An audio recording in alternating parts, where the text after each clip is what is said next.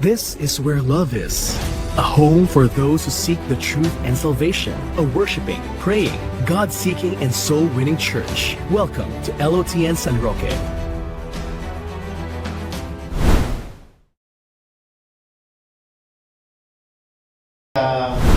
Sa unang buwan po ng taon na ito, ay nagkaroon po tayo ng series na kung saan sa Gospel of John. So, nakatatlong topic na po tayo. So, Gospel of John po, ang pinakatema po nito yung that you may believe. Upang ikaw ay maniwala at manampalataya na si Jesus ang Panginoong tagapagligtas na nagkatawang tao upang tumubos sa bawat kasalanan natin upang mga tao ay magkaroon po ng kaligtasan. So sa mga nagdaang pag-aaral po natin ay una po yung tinalakan natin yung The Word Made Flesh na kung saan ang ano po nito, yung pinaka-lesson niya na pinapakita dito na Jesus is fully God who became fully human to reveal the Father. At kung saan po dito naunawaan po natin na Jesus is eternal God na nagkatawang tao, incarnate Savior, ating tagapagligtas na nagkatawang tao, revealing light, hinihayag niya ang liwanag na kung saan ang kaliwanagan ay pinapakita ang katotohanan na mahal tayo ng Diyos, na inireveal ng liwanag na ang kasalanan na kung saan ang pananaw ng tao po ay hindi kasalanan, subalit sa pagdating ng Panginoong Yesus, nireveal niya yung liwanag upang ang kadiliman na bunga ng kasalanan may hayag. At higit sa lahat po, ang Panginoon po ay nag-o-offer siya ng grace. Ang grace po, ito po yung grasya na kung saan upang ang tao at ikaw at ako ay magkaroon po ng kaligtasan. Ang grace po na ito, hindi natin ito pinagtrabahuan.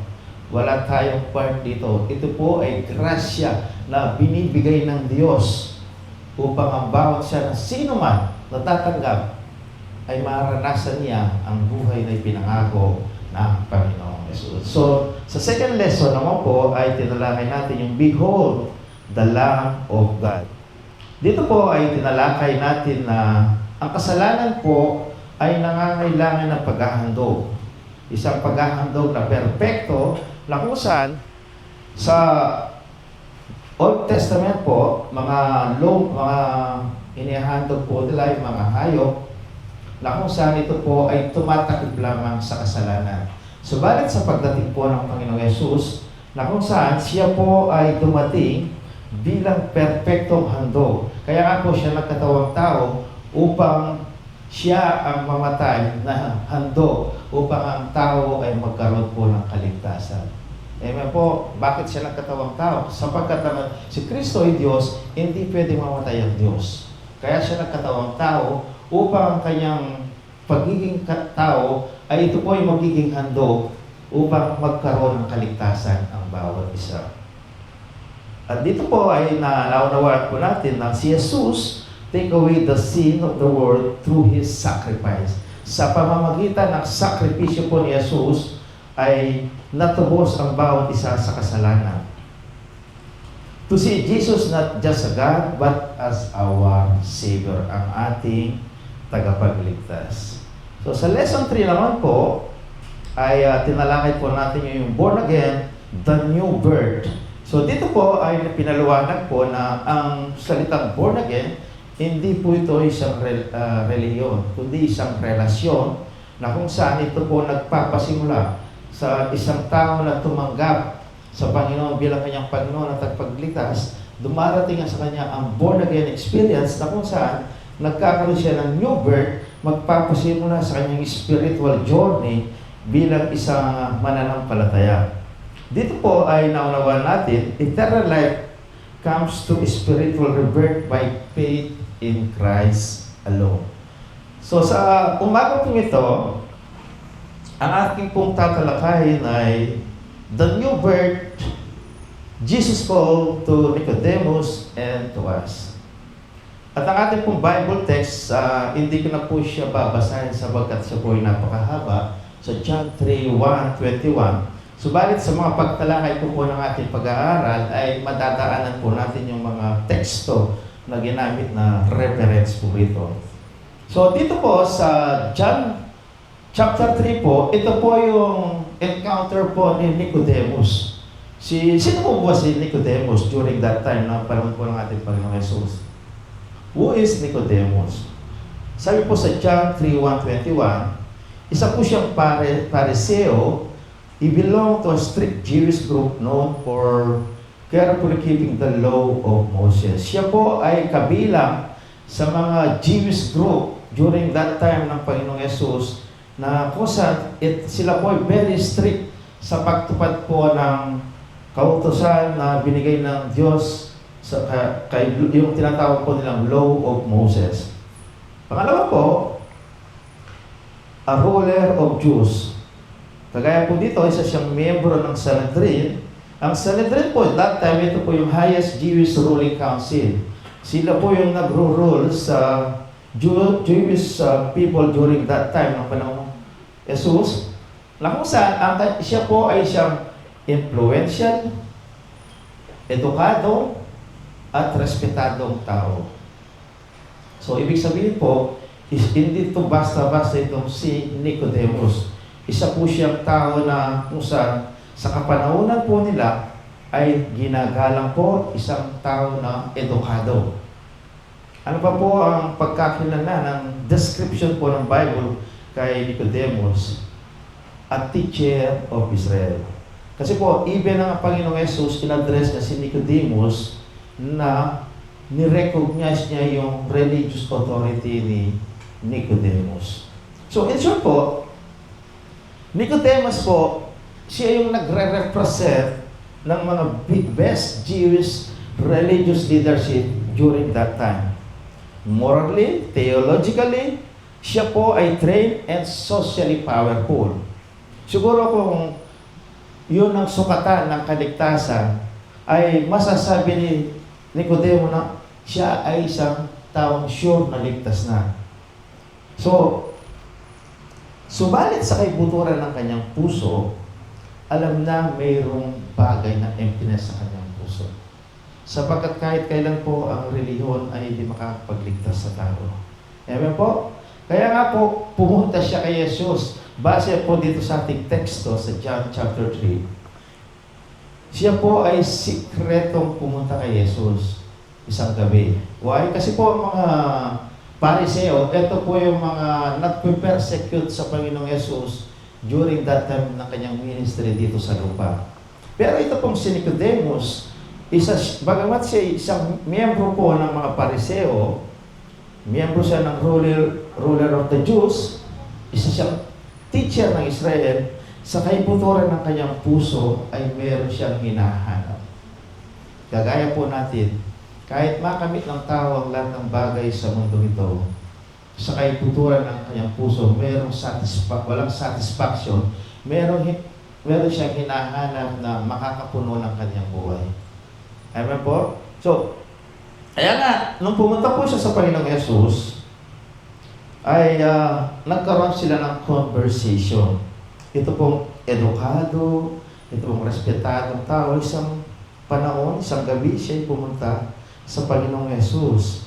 Kaya nga po, nung siya ay nagtanong sa Panginoong Jesus regarding po sa buhay na hinahanap-hanap yan, very directly na sinabi ng Panginoong Jesus, sabi sa kanya, you must be born again. Hindi niya sinabi kay Nicodemo na kailangan na maging religyoso ka pa, kailangan maging maganda ang ugali mo.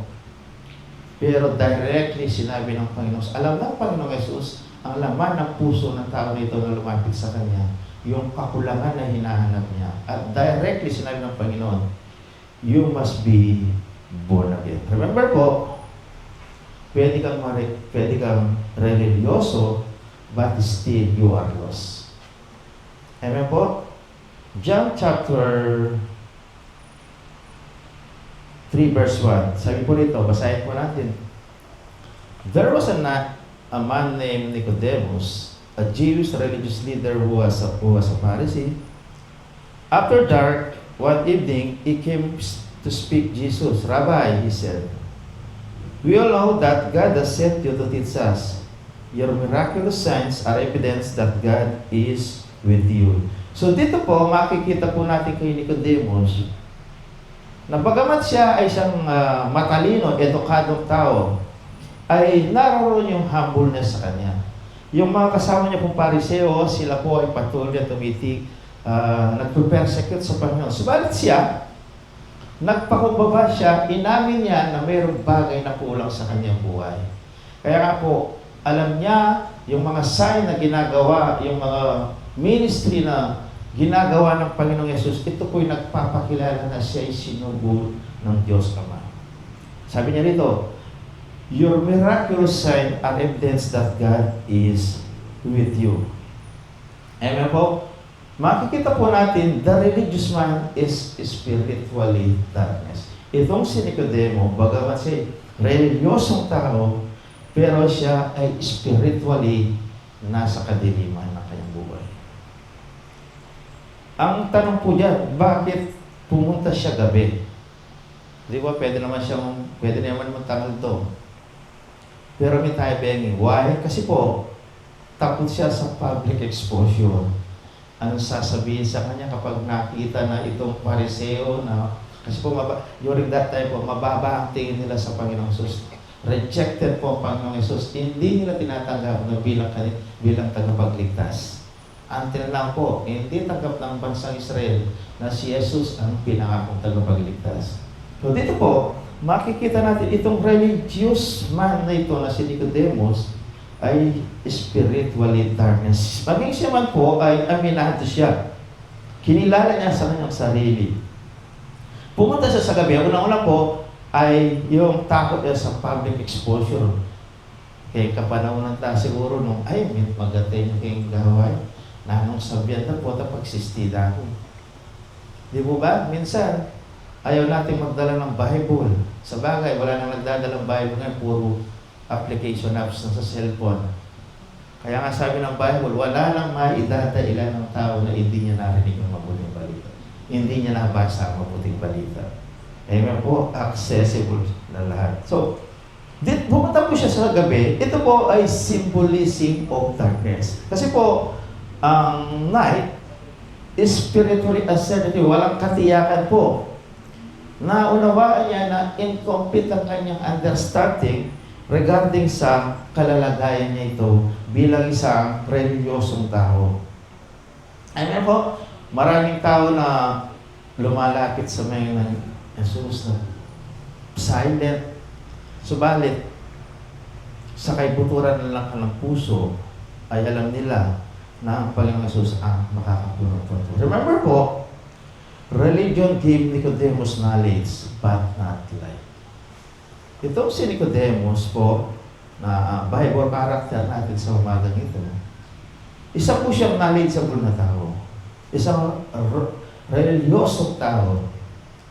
Subalit dito po pinapakita na ang reliyon, alam niya na ang reliyon na kanyang niyakap o kanyang kalalagayan, ito'y nagbigay sa kanya ng knowledge, kaunawaan.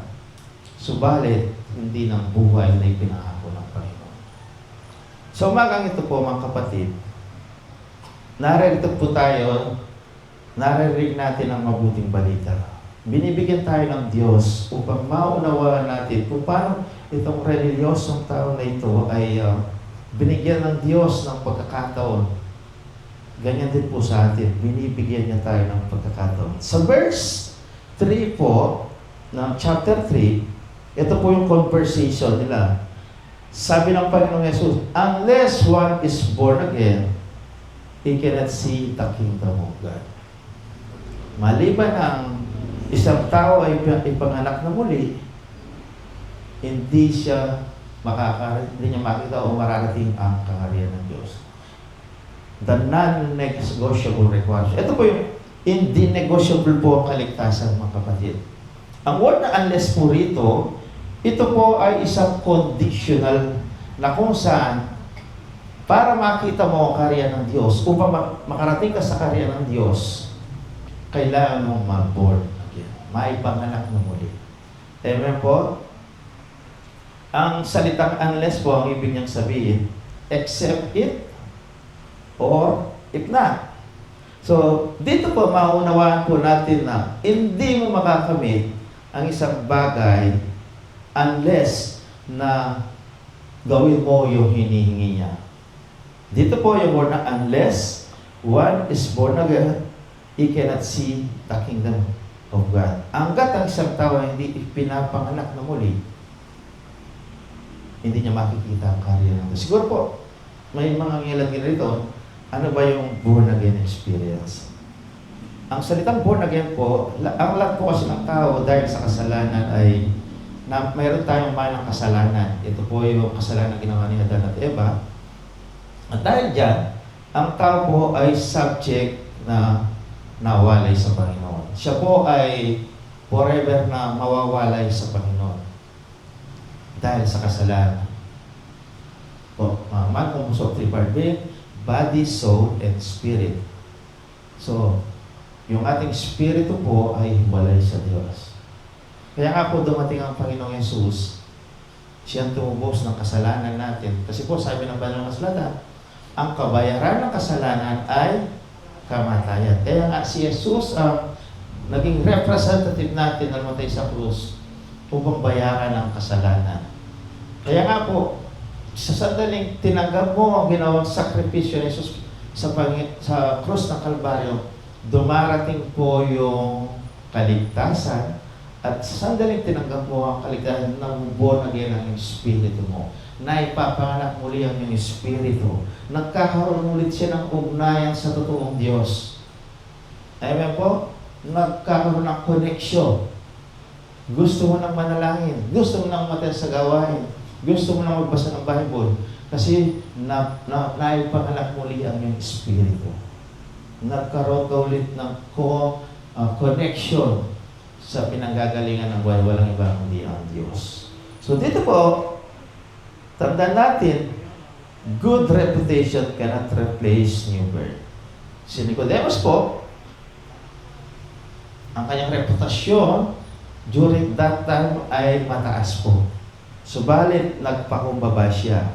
Dahil naunawaan niya yung reputasyon, kailanman hindi ito marireplace yung kapanganakan sa Espiritu. Hindi niya po, nung karoon sa kanilang pag-uusap kay Nicodemus, hindi po sinadjust ng Panginoong Yesus kay Nicodemus na, siguro, nung nagtanong po si Nicodemus, hindi niya sinabi kay Nicodemus na, siguro magpakabait ka pa. Hindi niya sinabi kay Nicodemus na, magpursige ka pa. Pero directly sinabi ng Panginoon, be born again. Amen po. Tandaan natin, wala tayong contribution ng tayo po yung mga anak sa mundong ito. Ganon din po, wala tayong contribution sa ating spiritual birth. Ito po ay biyaya ng Diyos. Amen? Biyaya lang po ng Diyos. Maraming tao ang namatay sa mundong ito na hindi nila tinanggap ang Panginoon bilang tagapagligtas. Sa oras na ito, narinig mo ang mabuting balita, pinapabot sa ng Diyos na mahal ka niya.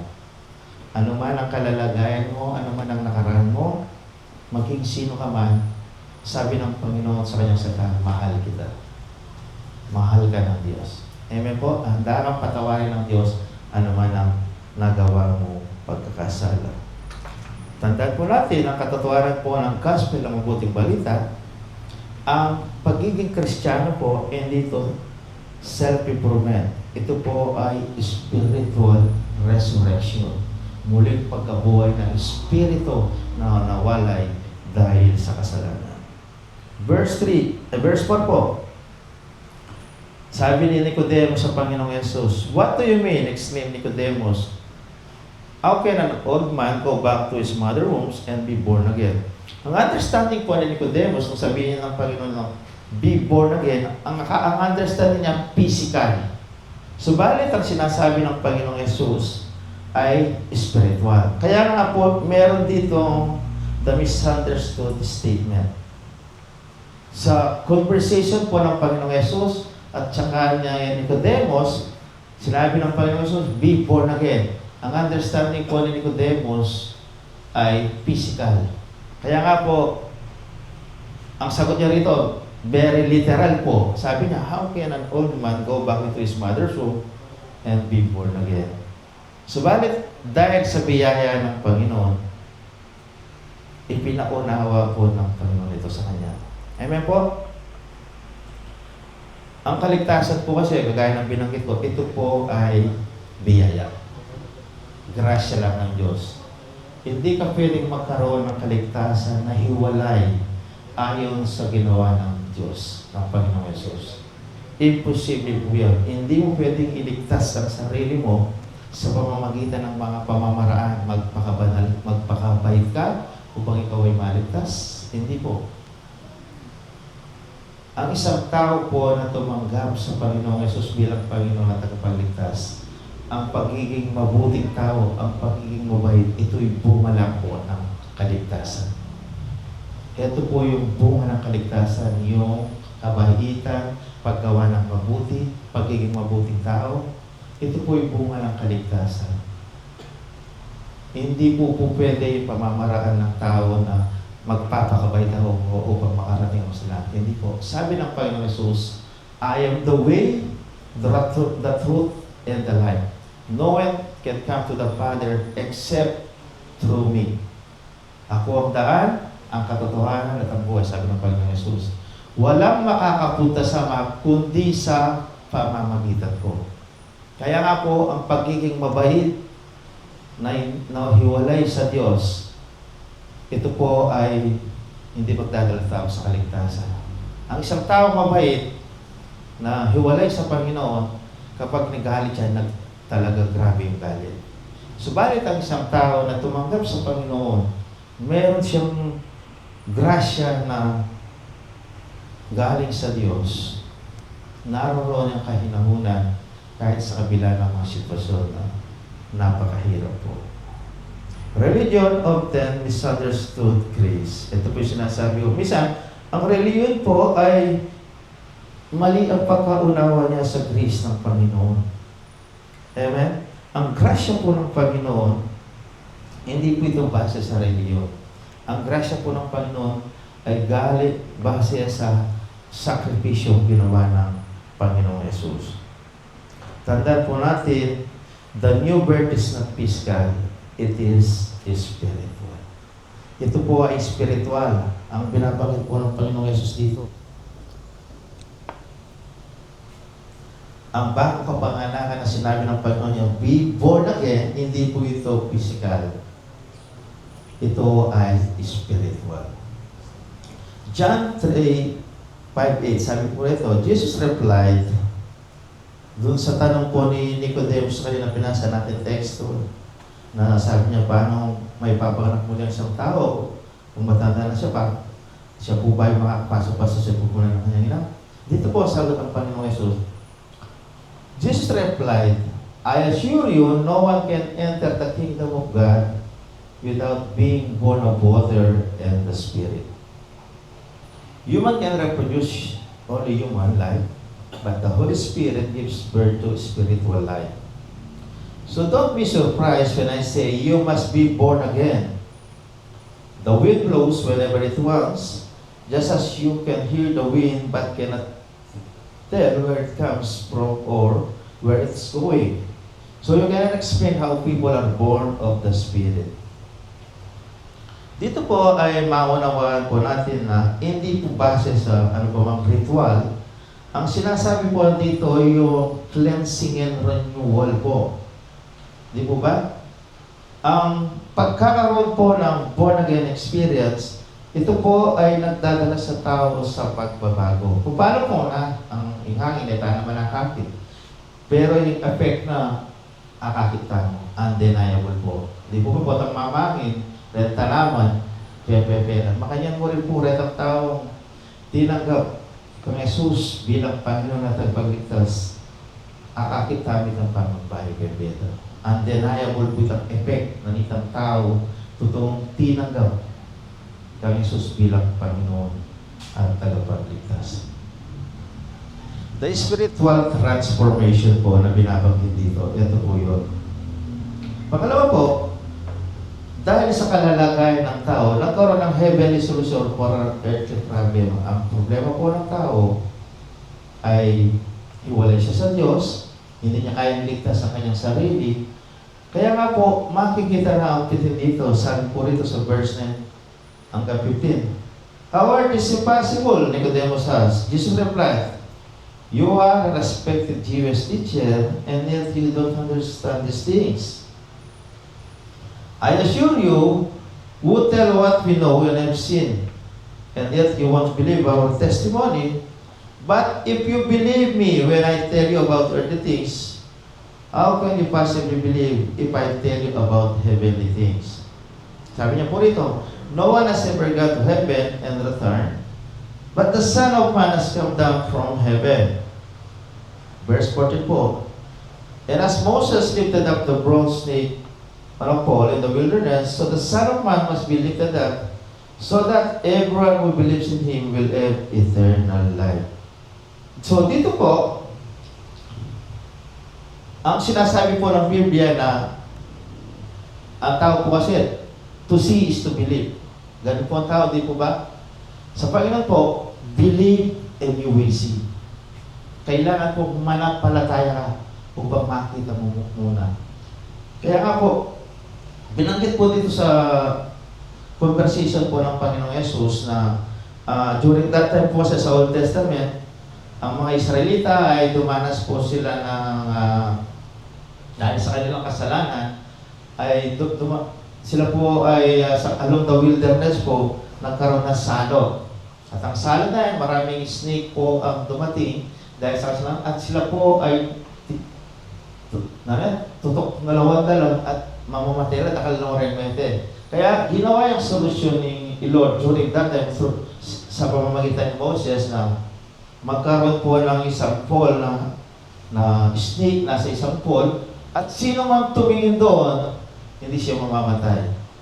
Siguro sa ating literal na isipan, na anong koneksyon na nito? Lalon nga ito, kaya kapatid, dyan may tuklabang ahas. Pero dito po pumapasok ang pananampalataya. Amen? Believe and you will see. Kaya nga po, dito po ay ginawang ilustrasyon po dito ng Panginoon, yung sa Old Testament time. Kaya nga po ang Panginoong Jesus, so sabi po dito, and as Moses lifted up the bronze snake on a pole in the wilderness, so the Son of Man, ibig sabihin po ang Panginoong Jesus, must be lifted up so that everyone who believes in Him will have eternal life. Sino man manalig, sabi po ito, everyone who believes in Him will have eternal life. Ang sino man sa Kanya ay maniwala ay magkakaroon ng buhay na walang hanggan. At ang paniniwala niyan ay magsisimula sa pagtagdausang niya bilang Panginoon at tagapagligtas. At ang pinaka-heart po ng gospel ay narito po sa John 3:16 verse 18. Sabi po rito, for this is how God loves the world. He gave His one and only Son, so that everyone, dito po ang word na ginamit, everyone, hindi selected na tao, everyone who believes in Him will not perish but have eternal life. Maliwanag po sinasabi sa talata na ito na gayon na lamang ang pag-ibig ng Diyos, kaya ibinigay niya ang kaniyang bugtong na anak upang sino man sa kanya ay manalig at mananampalataya ay hindi mapahamak kundi magkaroon ng buhay na walang hanggan. Ang talatang ito po ay binigay sa atin, binigay sa tao upang ang tao ay mamili. Tatanggapin mo ba ang binigay na handog ng Panginoon o i-reject mo? Kaya ako sa verse 17, sabi niya dito, God sent His Son into the world not to judge the world, but to save the world through Him. Upang pinadala ng Panginoon ng kanyang anak. Sinugo ng Panginoon ng kanyang anak, bugtong ng anak sa mundong ito, hindi para hatulan ng mundong ito, kundi iligtas sa pamamagitan niya. Amen po. Kung halimbawa po merong at yung aking lele, dalawa biglang may ragulin tanong. May ngayang bangka Lord. Sa akin ka ulit. O manalangin ko pa, Lord. Nagbigay na po ng daan ng Panginoon. Ang tanging dapat mo lang gawin ay pumili. Sabi po sa verse 18, sabi po rito, there is no judgment against anyone who believes in Him. Papasin po natin sa mga talatang binabasa natin, paulit-ulit na binabasa ko ang salitang believe in Him. Maniwala sa Kanya. At ito po ang sinasabi ng salitang, but anyone who does not believe in Him has already been judged for not believing in God's one and only Son. Alam niyo po, very clear po ang message ng Panginoon. Sino mang manalig at manampalataya sa Kanya, magkakaroon buhay na walang hanggan. Subalit ang sino man sa Kanya, anyone who does not believe in Him, already been judged for not believing in God's one and only Son. Kaya nga po, ang Panginoong Yesus po, hindi lamang niya, ang pag-ibig po kasi ay love is proven by sacrifice. Ang pag-ibig po ay pinatunayan ng Panginoong Yesus sa pamamagitan ng kanyang sakripisyo sa krus ng Kalbaryo. Maraming tao nagsasabing, I love you, love, mahal kita, pero walang patunay ng kanyang sinasabi ay kaakibat ng pag-ibig. Ang tunay na pag-ibig na sinasabi ng banal na kasulatan ay pinatunayan sa pamamagitan ng sakripisyo. Amen po? Sakripisyo sa krus ng Kalbaryo. Sabi po rito, Jesus did not say He loves you. He died to show you. Hindi sinabi ng Panginoong Jesus, mahal kita, kundi dinemonstrate niya, namatay siya, ipinakita niya. Amen po? Ito po ang sakripisyo ng Panginoon. Kaya nga po itong si Nicodemus sa kanilang pag-uusap, isang ruler, isang miyembro ng Pariseo na tumutulik sa Panginoong Yesus, sa kaibuturan ng kanyang puso mayroong kulang. At ang kulang na yan ay alam niya na ang Panginoong Yesus lang ang makakapunin ito. Kaya ako pag tinignan mo po yung life ni Nicodemus sa latter part po ng bakit ng kanyang pangalan sa gospel, naging alagad po siya ng Panginoong Yesus. Bagamat secretly na taga-sunod siya, naging alagad po, nagkaroon ng born again ang kanyang espiritu. Faith saves, unbelief condemns. Ang pananampalataya nagdadala sa tao sa kaligtasan. Subalit ang kawalan ng pananampalataya ay nagdadala sa condemnation pagdating ng panahon. John 3 verse 19-21. And the judgment is based on this fact. God's light came to the world, but people loved the darkness more than the light, for their actions were evil. All who do evil hate the light and refuse to go near, for fear their sins will be exposed. But those who do not do what is right come to the light, so others can see that they are doing what God wants. Tandaan po natin, ang liwanag ng Panginoong Yesus na siyang nag-expose, nagpakita ng kalalagayan ni Nicodemus. Binigyan niya si Nicodemus ng dalawang bagay, rejective or receptive. Ganyan din po sa atin sa panahon na ito. Sa message po nito, binibigyan tayo ng Panginoon ng may free will po tayo, i-reject ba natin ang binigay niyang kaligtasan o tatanggapin natin ito? The choice is yours. Amen po? Kasi po, ang isang illustration po na may papakita natin, kapag ang isang room ay madilim, ang feeling ng tao ay komportable siya. Ang tao po na nasa kasalanan, ang kasalanan po ay nagsisimbolo ng kadiliman, feeling na ay komportable sila sapagkat tago ang kanilang kasalanan. Sa sandali lang sa tao po ay lumapit sa Panginoon, ay expose po yung kanyang mga gawa, yung kanyang mga kasalanan. Amen po? Kaya sa Panginoon po kasi lahat ay hayag. Everything i-reveal po ng Panginoon. At ang kabutihan po ng Panginoon, ini-expose niya yung kalalagayan ng tao, kanyang kasalanan. Subalit binibigyan niya ng pagkakataon upang humingi ng tawad at lumapit sa Kanya. Amen po, palakpakan naman natin ito. Remember po, ang message po ng gospel, Jesus does not come to save, He come to save. Dumating siya hindi upang ipahiya ang tao sa kasalanan. Dumating siya upang ang tao ay iligtas. Ang tanong lamang po diyan, tatanggapin mo ba? O i-reject? At sa ating pong conclusion, pwede pong tumayo na yung worship team. Ito pong si Nicodemus, isa siyang knowledgeable na tao. May kaalaman po siya. Meron siyang estado sa buhay po niya. Mataas, respetado. Morality, meron po siya. Subalit, but he lacked life. Alam niya na ang buhay na hinahanap niya ay matatagpuan lamang niya sa Panginoong Yesus. At ito po yung offer ng Diyos sa Kanya at sa atin. Jesus offered that life today po sa ating kapanahonan. Religion of the birth. Mamili ka. Ikaw ba ay mananatili sa reliyon o pipiliin mo ang kapanganakan na binibigay ng Panginoon sa bawat isa? Amen po. Maybe today po na-realize mo na pumupunta ka sa church. Kahit tayo po, active tayo sa church, pero lack tayo ng assurance kung ikaw ba ay ligtas.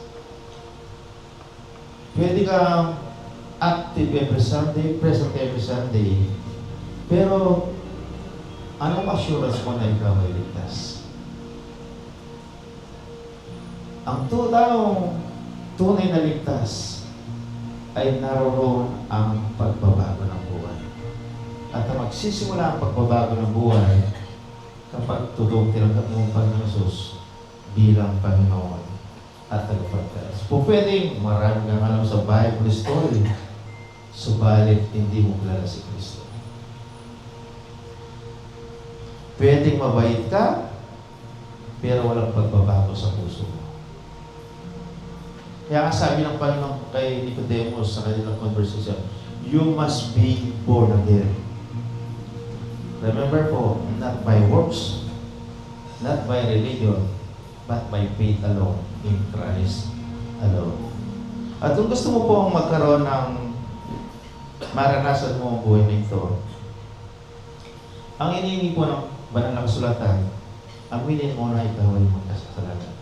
Sapagkat sabi po ng salita ng Diyos, ang lahat ay nagkasala at walang nakarating sa pamantayan ng Diyos. Biyaya po ng Diyos, kaya narito po tayo, nararanasan po natin ang kaligtasan dito. Sabi po sa John 1:12, pasok po kayo. John 1:12, sabi po rito, pwede po magsitayo tayo lahat. John 1:12.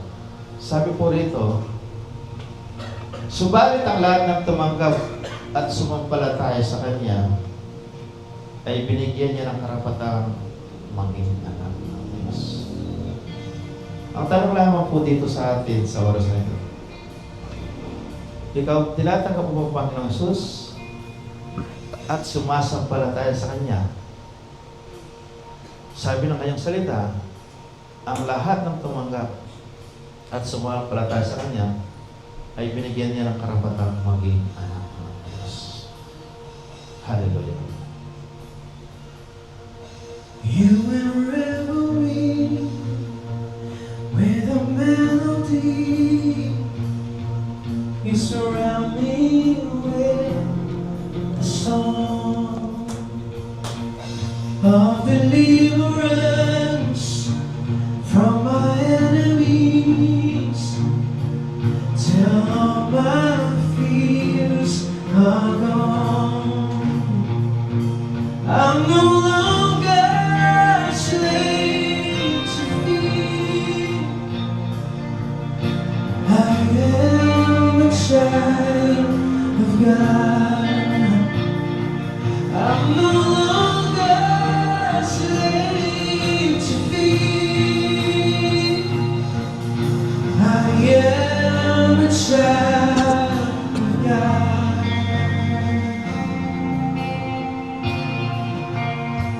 Yuko po natin ang ating tibulo at tayo po ay manalangin habang umaawit po ang ating worship.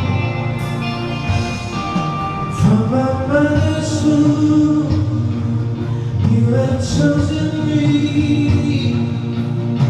Love has called my name. I've been born again into your family. Your blood runs through my veins. I'm no longer a slave to fear. I am a child of God. I'm no longer a slave to fear. I am a child of God. I'm no longer a slave to fear, 'cause I am a child of God. I'm no longer a slave to fear. I am a child of God.